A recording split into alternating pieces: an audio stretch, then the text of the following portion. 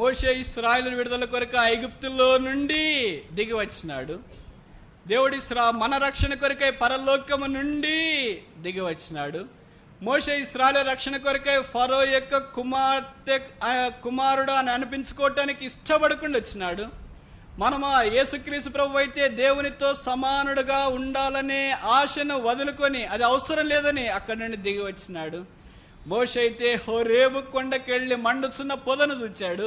యేసు ప్రభు అయితే కల్వరి కొండకెళ్ళి ఆయనే మండుచున్న పొదగా మార్చబడ్డాడు. మోషే అయితే రాజు దగ్గరికి వెళ్ళి నా ప్రజలను పోనిమ్మన్నాడు. యేసు ప్రభు అయితే సిలువలో నిలబడి తండ్రి వీరేమి చేయించున్నారో వీరెరగని కనుక వీరిని క్షమించుము అని కేకలేశాడు. మోషే అయితే గొర్రెపిల్లను వధించి దాని యొక్క రక్తాన్ని ద్వారబంధరాలకు పూసుకునండి అని సెలవిచ్చినాడు. యేసుక్రీస్తు ప్రభు అయితే తన యొక్క రక్తాన్ని మన హృదయాల్లో పూసుకోవాలని ఆజ్ఞాపించాడు. మోసే పరిచర్య ద్వారా 6 లక్షల కాల్బలము ఐగుప్తులో నుండి బయటకు వచ్చింది. యేసు ప్రభు యొక్క సిలువ పరిచర్య ద్వారా కోట్ల కొలది ప్రపంచమందంతటా ప్రజలు బయటికి వస్తూ ఉన్నారు.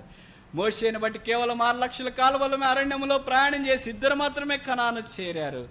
యేసుక్రీస్తు ప్రభు యొక్క రక్షణార్థమైన సిలువ కార్యాన్ని బట్టి కోట్ల కొలది ప్రజలు అరణ్యంలో ప్రవేశించి పరలోక రాజ్యంలో ప్రవేశిస్తున్నారు. ఇదిగో మోషే కంటే గొప్పవాడు ఇక్కడ ఉన్నాడు. ఆయన రూపాంతరపు కొండ మీద ఉన్నాడు. ఆయన ఇక్కడ ఉన్నాడు. ఆయన దగ్గరికి చేరి వచ్చిన మనము ఆయన యొక్క